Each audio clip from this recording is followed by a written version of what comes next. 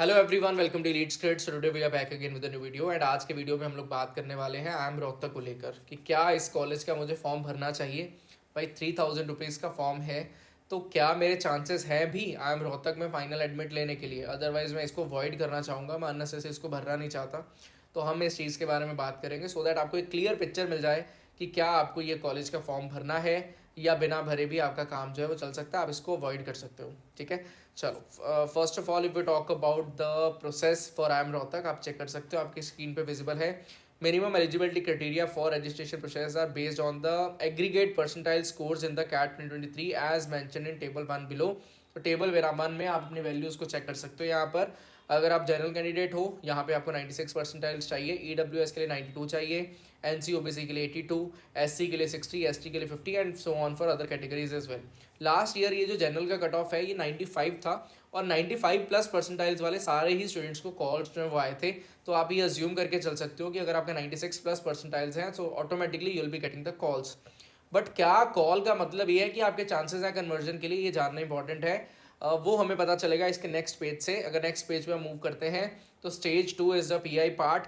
All short listed candidate at stage 1 will appear in stage 2, that is personal interview. All the shortlisted candidates will be informed by email to download their call letters to appear in the something something, ठीक है। Then stage 3, the final selection list based on CAT, personal interview and diversity scores। यहाँ पर ये point को जानना important है। कह रहा weight of 60% will be assigned to the CAT total score scale to 100। अब कैट का देखो, अगर मैं जनरल कैंडिडेट की बात करूँ, अगर आपका 96 प्लस परसेंटाइल्स है और आपका 97 प्लस परसेंटाइल्स है तो परसेंटाइल में ओनली 1 परसेंटाइल का ही डिफरेंस है। अगर मैं स्कोर वाइज बात करूँ, डिफरेंस जो बहुत छोटा है। और अगर मैं बाकी चीज़ों की बात पर करूँ, weight of 20% will be given to the personal interview score. अब पर्सनल इंटरव्यू में भी आप बहुत अच्छा इंटरव्यू दे दो, 20 में से आप 18 मान लो कि 19, चलो 20 मान लिया, ठीक है। अब further weightage of 20% will be given to the academic diversity and gender diversity.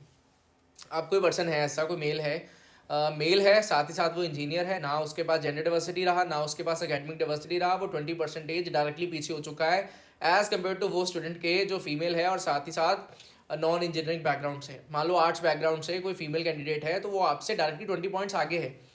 तो इवन इफ उसका 96.01 होगा और आपका 97.01 परसेंटाइल होगा, आप उससे 1 परसेंटाइल ज़्यादा होने के बाद भी बहुत ज़्यादा पीछे हो, क्योंकि आपका जो 20% वाला वैल्यू है वो बीच में ऐड नहीं हुआ।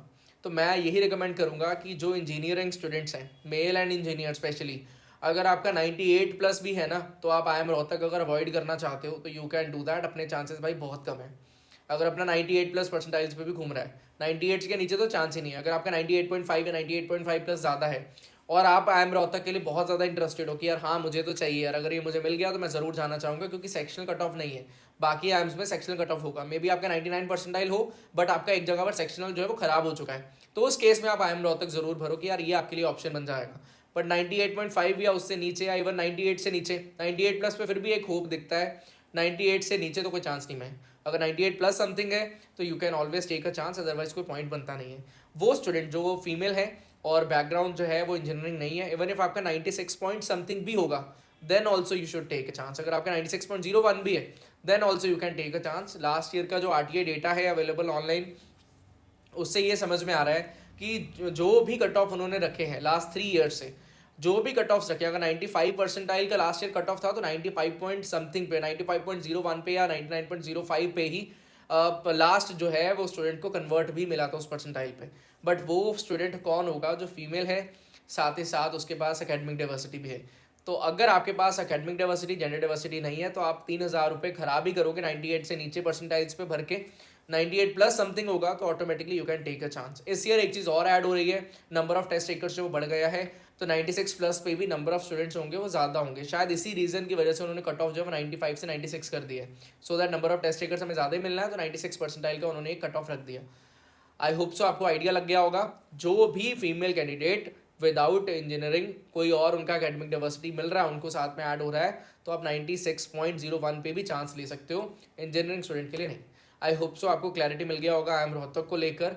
आई एम रोहतक में जो स्टूडेंट मेल टू फीमेल का gender diversity, I hope so आपको पता होगा 60 to 70% जो है वो फीमेल्स हैं यहाँ पे।